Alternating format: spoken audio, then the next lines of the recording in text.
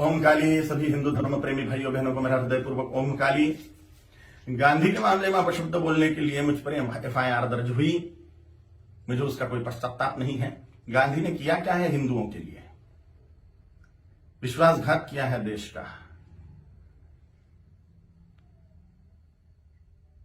14 vote प्रधानमंत्री पद के लिए सरदार वल्लभ भाई पटेल जी को थे और 1 वोट भी नेहरू को नहीं था, तो भी नेहरू को प्रधानमंत्री क्यों बनाया? और ये वंशवाद की जड़ फैलाने वाले ये गांधी ने पूरे के पूरे कांग्रेस के अन्य प्रतिभाओं का खच्चीकरण कर दिया, अन्य प्रतिभाओं को कुंठित कर दिया। एक वंश गांधी नेहरू वंश का ही बोलबाला करने लग गए। सरदार वल्लभ भाई पटेल के हाथ में अगर तब प्रधानमंत्री पद गया होता था तो भारत अभी सोने की चिड़िया बनता था, भारत अभी जगतगुरु होता था, भारत अभी चक्रवर्ती सम्राट होता था, अमेरिका से भी बड़ी पावर भारत बन जाता था। यह महान विश्वासघात भारत की जनता के साथ में गांधी ने किया, इसलिए मेरे हृदय में तिरस्कार है गांधी के प्रति। हिज हाइनेस श्रीमंत ज्योतिरादित्य सिंधिया जैसे महान प्रतिभाएं कांग्रेस में थी, है, लेकिन इस गांधी नेहरू वंशवाद के कारण उनको व्यवस्थित कार्य करने का मौका ही नहीं मिलता। इस वंशवाद के जनक गांधी हैं, इसलिए गांधी नेहरू खानदान के वंशवाद के जनक हैं, राष्ट्र के जनक नहीं, इसलिए राष्ट्रपिता नहीं है। मैं नहीं मानता, कोई माने उनकी इच्छा। दे दी हमें आजादी, बिना खड़क बिना ढाल, साबरमती के संत तूने कर दिया कमाल। ये गाना लिखने वाले को 100 जूते मारने चाहिए। भगत सिंह, सुखदेव, राजगुरु, चंद्रशेखर आजाद, सुभाष चंद्र बोस, इन लोगों ने जो त्याग बलिदान किए, फांसी पर लटक गए ये लोग, इन्होंने कुछ नहीं किया देश की आजादी के लिए, ऐसा इनका बोलना है ये गाना रचने वाले का। इतने सारे महान क्रांतिकारी, स्वतंत्रता सेनानी जिनको फांसी दी गई, उसमें 80% सिख लोग हैं, 20% अन्य क्रांतिकारी हैं। इन क्रांतिकारियों ने जो अपना त्याग बलिदान किया वह व्यर्थ मान लिया ये गाना रचने वाले ने, सारा का सारा श्रेय गांधी को दे दिया। एक लाठी खाई गांधी ने कभी? ये फांसी के फंदे पर झूल गए ये नौजवान, लेकिन इनको कोई श्रेय नहीं।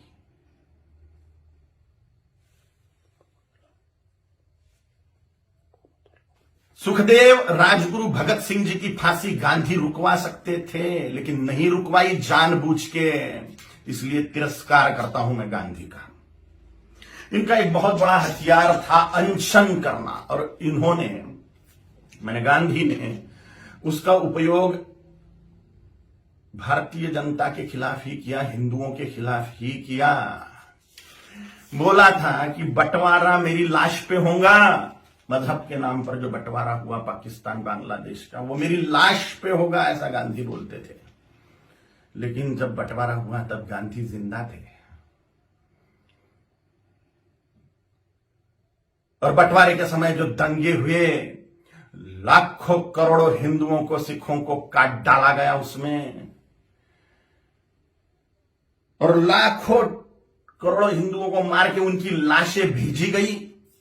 लाखों हिंदुओं को, 27 लाख हिंदुओं को मार डाला गया एक ही दिन में, डायरेक्ट एक्शन डे के दिन, जिन्ना के द्वारा। और पाकिस्तान में से जो ट्रेनें आ रही थी वो लाशों से ही भरी हुई थी, महिलाओं के और पुरुषों के, बोरे के बोरे भर के महिलाओं के स्तन काटकर भेज रहे थे वहां के लोग। सामूहिक बलात्कार करी हुई महिलाएं, उनकी लाशें, उनके स्तन बोरों में भर के। और यहां गांधी अनशन कर रहे थे कि 55 करोड़ रुपए दो पाकिस्तान को।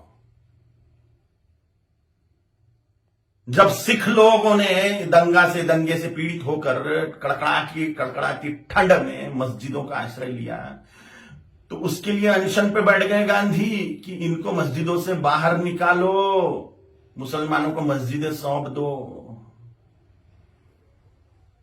नफरत करता हूं मैं गांधी से, इसलिए भी पाकिस्तान बांग्लादेश को जोड़ने वाला कॉरिडोर मांग लिया मुसलमानों ने कि भारत को और खाया जाए। गजवाए हिंद के तहत भारत को मुसलमान बना दिया जाए तो पाकिस्तान और बांग्लादेश को जोड़ने वाला कॉरिडोर, हजारों वर्ग किलोमीटर का कॉरिडोर, इसके लिए गांधी अनशन पे बैठने वाले थे। के शासन को वो दे देना पड़ता था और भारत फिर से बढ़ जाता था।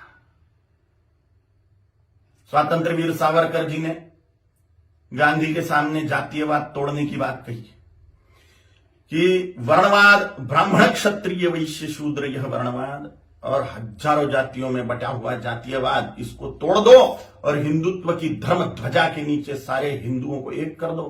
तो गांधी ने इसके लिए ये बात नहीं मानी। ये मांग पूरी करने के लिए अनशन पे नहीं बैठे। उन्होंने कहा जैसा है वैसा रहने दो। डॉक्टर बाबा साहेब आंबेडकर जी ने बोला था कि संस्कृत को राष्ट्रभाषा करो, देश की भाषा संस्कृत होनी चाहिए। तो डॉक्टर बाबा साहेब आंबेडकर की बात को संसद में मनवाने के लिए अनशन पे नहीं बैठे। स्वतंत्र वीर सावरकर जी का अवमान मानता हूं मैं, ये डॉक्टर बाबा साहेब आंबेडकर जी का अवमान मानता हूं मैं। ऐसी ढेर बातें हैं, ढेर बातें। कोई राष्ट्रपिता नहीं हो सकता। करोड़ों सालों से राष्ट्र है, उसका काय का पिता 200 साल पहले आया हुआ व्यक्ति कैसे पिता बनेगा? अगर पिता बनाना ही है राष्ट्र का अनिवार्य है तो छत्रपति शिवाजी महाराज को बनाना चाहिए, गुरु गोविंद सिंह जी महाराज को बनाना चाहिए, राणा प्रताप जी महाराज को बनाना चाहिए, आचार्य चाणक्य जी को बनाना चाहिए।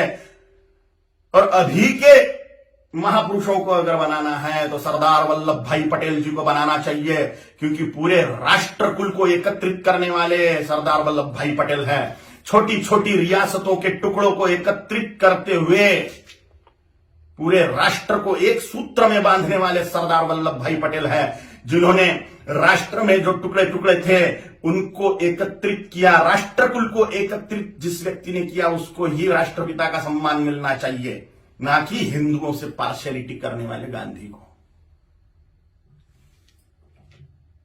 अगर वो कॉरिडोर मिल जाता था पाकिस्तान बांग्लादेश को तो हिंदुस्तान कब का मुसलमान बन चुका होता था। धन्यवाद है, कोटि कोटि धन्यवाद है महात्मा नाथुराम गोडसे जी को, उनके चरणों में साष्टांग नमस्कार है मेरा कि उन्होंने अपना बलिदान देके हिंदुस्तान को मुसलमान बनने से बचा लिया। गजवाए हिंद फेल कर दिया महात्मा नाथुराम गोडसे जी ने। कोटि कोटि धन्यवाद है उनको। महात्मा गांधी नहीं, महात्मा नाथुराम जी गोडसे हैं। और अगर सच बोलने की सजा मृत्यु है तो स्वीकार है। छत्रपति शिवाजी महाराज जी ने, छत्रपति संभाजी महाराज जी ने, गुरु गोविंद सिंह जी महाराज जी ने, राणा प्रताप जी महाराज जी ने अपने पूरे कुल का बलिदान कर दिया हिंदुत्व बचाने के लिए। तो मेरे जैसे तुच्छ जंतुओं का जी के फायदा भी क्या है? अगर धर्म के लिए हम बलिदान नहीं हो सकते तो मर जाए मेरे जैसे करोड़ों कालीचरण हिंदुत्व को बचाने के लिए, धर्म को बचाने के लिए, सनातन हिंदू धर्म की रक्षा के लिए तैयार है हम मृत्यु दंड को पाने के लिए।